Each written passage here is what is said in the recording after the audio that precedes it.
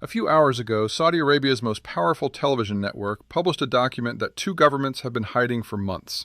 Not a summary, not a paraphrase, not a diplomatic readout carefully crafted by press offices on both sides.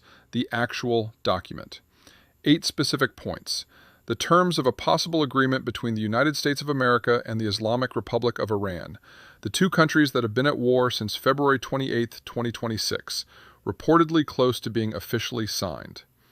Al Arabiya, Saudi Arabia's state-aligned broadcaster, one of the most influential news networks in the Arab world, said it had exclusively obtained the final draft of a U.S.-Iran peace deal mediated by Pakistan. It said the deal could be announced within hours. It said the agreement would take effect immediately after official confirmation by both Washington and Tehran. And then, the intel room read the 8 points of this leaked document very carefully, and found something that changes the meaning of everything being said publicly about this deal. The leaked draft, the document being described as the final agreement between America and Iran, contains no mention of Iran's nuclear program. Not one word. No enrichment moratorium. No provision for Iran's stockpile of highly enriched uranium. No ballistic missile restrictions. No underground facility prohibition. No nuclear weapons commitment. No nuclear monitoring mechanism. Every single nuclear demand that the United States has made publicly, repeatedly, and insistently since this war began, every red line that American officials, from President Trump to Secretary of State Rubio to Vice President Vance, have said is non-negotiable, is absent from the document that Saudi television says is the final draft of the peace agreement. Welcome to the Intel Room. Tonight we are breaking down the most important and most complex development in the Iran war in months.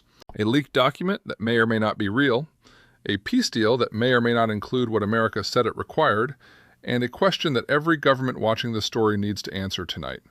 If this deal is real, did America just agree to end a war it launched to stop Iran from getting nuclear weapons without actually stopping Iran from getting nuclear weapons? And if this deal is not real, who leaked it, why, and what does the leak itself tell us about the state of the negotiations? Before we go further, drop a comment right now. If the leaked deal is real and contains no nuclear provisions, do you think the United States got what it needed from this war? Because that question is the most important one in the world right now, and the Intel Room is going to give you the evidence you need to answer it yourself. Let us start with what Al Arabiya actually published, because the specific terms of the leaked document are the foundation of everything else in tonight's video. According to Al Arabiya sources, the proposed agreement includes an immediate, comprehensive, and unconditional ceasefire across land, sea, and air domains. The draft agreement also includes a mutual commitment by both sides not to target military, civilian, or economic infrastructure, along with an end to military operations and media hostilities. Charter 97, 8 points, in the order they appear in the leaked document. Point 1. An immediate, comprehensive, and unconditional ceasefire across land, sea, and air. Not a temporary pause. Not a conditional arrangement. Immediate and unconditional. Point 2. A mutual commitment by both sides not to target each other's military, civilian, or economic infrastructure. This would end both the American blockade of Iranian ports and Iranian attacks on Gulf commercial shipping simultaneously. Point 3. An end to military operations and media hostilities. Both sides stop fighting and stop publicly attacking each other's narratives. Point 4. Respect for sovereignty, territorial integrity, and non-interference in internal affairs. A standard diplomatic clause that in this context means America commits not to support regime change in Iran, and Iran commits not to interfere in Gulf state politics through its proxies. Point 5. Guarantees for freedom of navigation in the Persian Gulf, the Strait of Hormuz, and the Gulf of Oman. The single most economically consequential provision in the entire agreement. The strait reopens. 20% of global energy trade begins flowing again. Russia matters. Point 6. Establishment of a joint monitoring and dispute resolution mechanism to oversee compliance. Point 7. Negotiations on outstanding issues will commence within 7 days of the agreement taking effect. Point 8. The gradual lifting of U.S. sanctions in exchange for Iran's commitment to the terms outlined in the agreement. Those are the 8 points. Read them carefully, then read them again. And notice what is not there. Iran's nuclear program is not there. Not in point 1, not in point 2, not in any of the 8 points, not in a footnote, not in a side letter, not deferred to a future negotiation explicitly linked to nuclear issues. The word nuclear does not appear in the leaked document at all. Now let us talk about why that absence is the most significant detail in this entire story. Because understanding what the United States said it needed from this deal, what it publicly, repeatedly, and specifically demanded from the beginning of this war, makes the absence of nuclear provisions in the leaked draft not just significant, but potentially explosive. Vice President J.D. Vance said the United States' core goal was for Iran to give an affirmative commitment that it will not seek a nuclear weapon and will not seek the tools that would enable it to quickly achieve one. Secretary of State Rubio said any deal was unfeasible if Iran maintained a nuclear enrichment capability that created a breakout risk. Trump himself said on multiple occasions and through multiple intermediaries that Iran obtaining a nuclear weapon was the one outcome that was completely unacceptable and that the military operations launched on February 28th were specifically designed to prevent. The American five-point demand that was delivered to Iran through Pakistan earlier in the negotiations specifically called for Iran to keep only one nuclear site in operation and to transfer its stockpile of highly enriched uranium directly to the United States. A clause being negotiated would also require Iran to commit not to operate underground nuclear facilities. Byline Times. These were not marginal demands. They were the stated core objectives of the entire American military operation.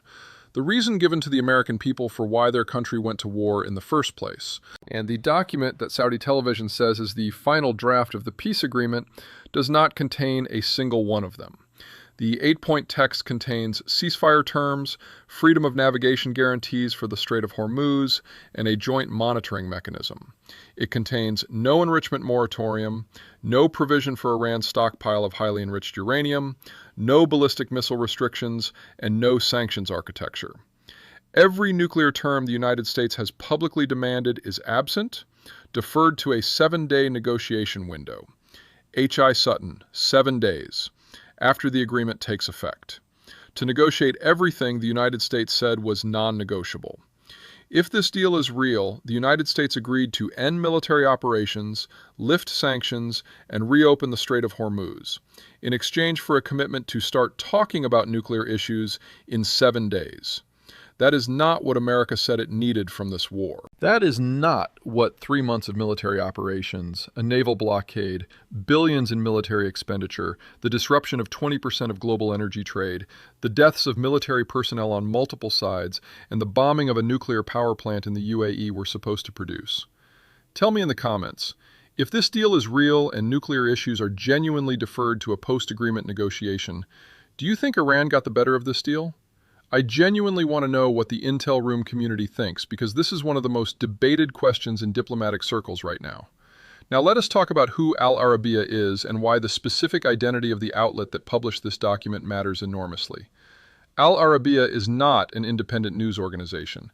It is a Saudi state-aligned broadcaster majority owned by the Saudi Public Investment Fund, the sovereign wealth fund controlled by Crown Prince Mohammed bin Salman. It is the Kingdom of Saudi Arabia's most powerful international media voice. Saudi Arabia has been one of the most active behind-the-scenes participants in the Iran negotiations from the beginning. The Saudi Crown Prince made the phone call, along with Qatar and the UAE, that convinced Trump to call off the military strike scheduled for Tuesday, May 19th. Saudi Arabia has the most to gain from peace. Its oil infrastructure, its desalination plants, its airports, and its economic future have all been at risk throughout this conflict. Saudi Arabia also has the most sophisticated understanding of Iranian negotiating strategy of any American ally in the region. It has spent decades studying how Tehran operates in diplomatic processes, how it compartmentalizes concessions, how it uses time pressure, how it creates facts on the ground during negotiations that constrain what agreements can actually deliver. The May 22nd publication is not Al Arabiya's first intervention in a sensitive diplomatic sequence. On March 24, 2026, Al Arabiya exclusively reported that Iranian Foreign Minister Abbas Araghchi had secretly informed U.S. envoy Steve Witkoff of Supreme Leader Khamenei's approval to negotiate, citing Israeli newspaper Yedioth Ahronot. The report surfaced back-channel intelligence before either Washington or Tehran acknowledged the contact. H.I. Sutton. Saudi media has been strategically intervening in this diplomatic process from the beginning, surfacing information before governments are ready to confirm it, creating public facts that shape the negotiating environment. Which raises the most important question about today's leak. Why did Saudi television publish this document today? Who benefits from the world seeing a leaked draft that shows America agreeing to end the war without resolving the nuclear issue? There are several possible answers. Saudi Arabia may be trying to create public pressure on both sides to accept the current terms, to make the deal feel real and inevitable enough that neither Washington nor Tehran can walk away without absorbing the political cost of rejecting a widely publicized peace framework.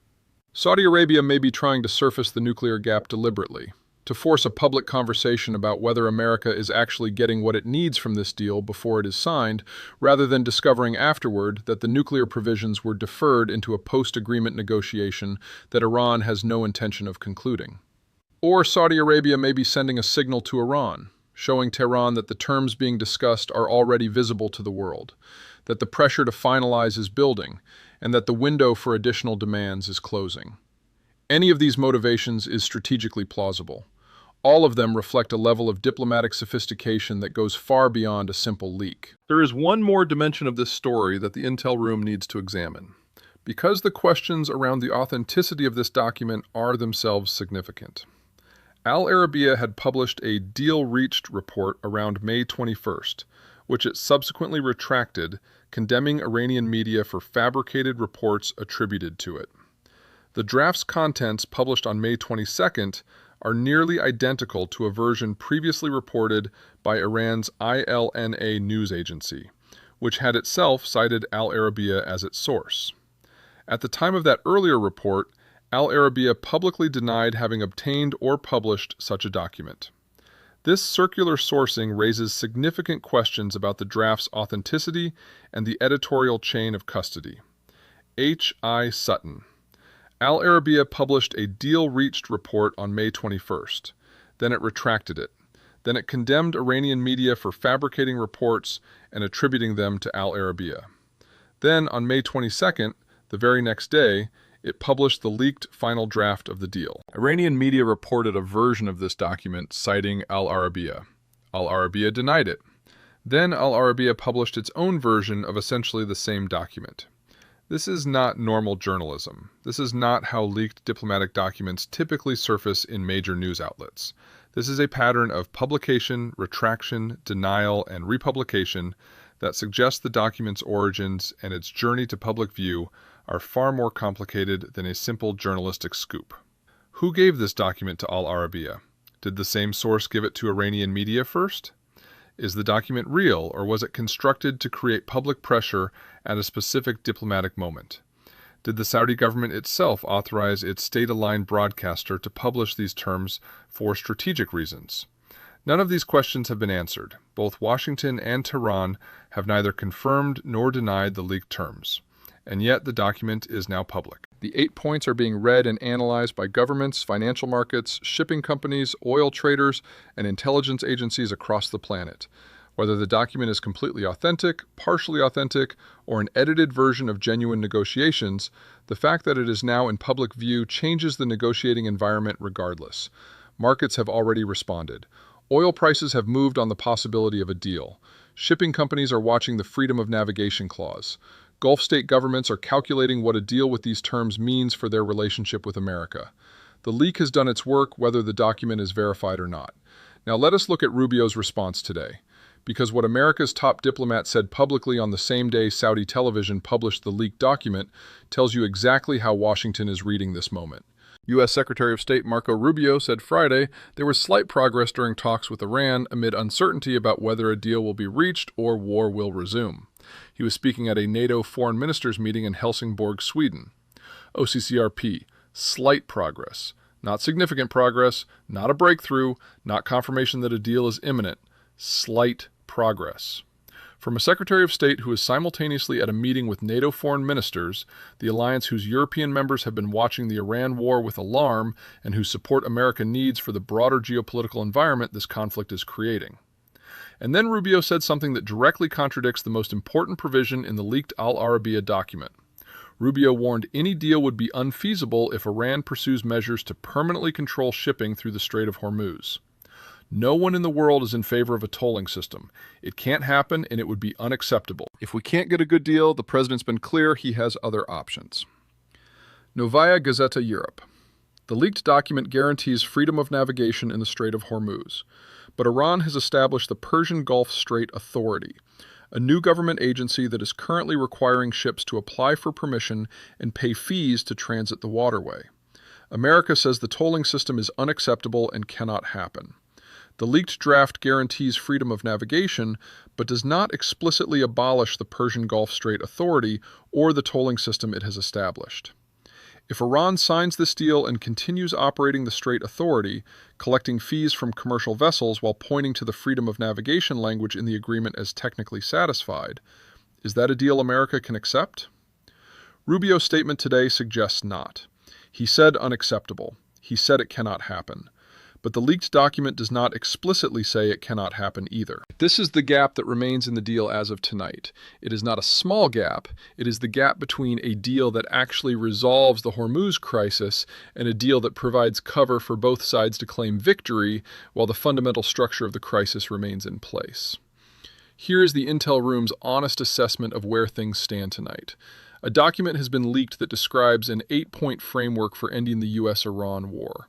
The framework covers the immediate military and economic dimensions of the conflict, ceasefire, sanctions relief, freedom of navigation, with considerable specificity. It covers the nuclear dimensions not at all. The sourcing of the document is contested. Its authenticity has not been confirmed by either government. The outlet that published it had published and retracted a related story 24 hours earlier. America's Secretary of State said today that slight progress has been made and that a Hormuz tolling system is unacceptable. Trump has been threatening to resume bombing if a good deal is not reached.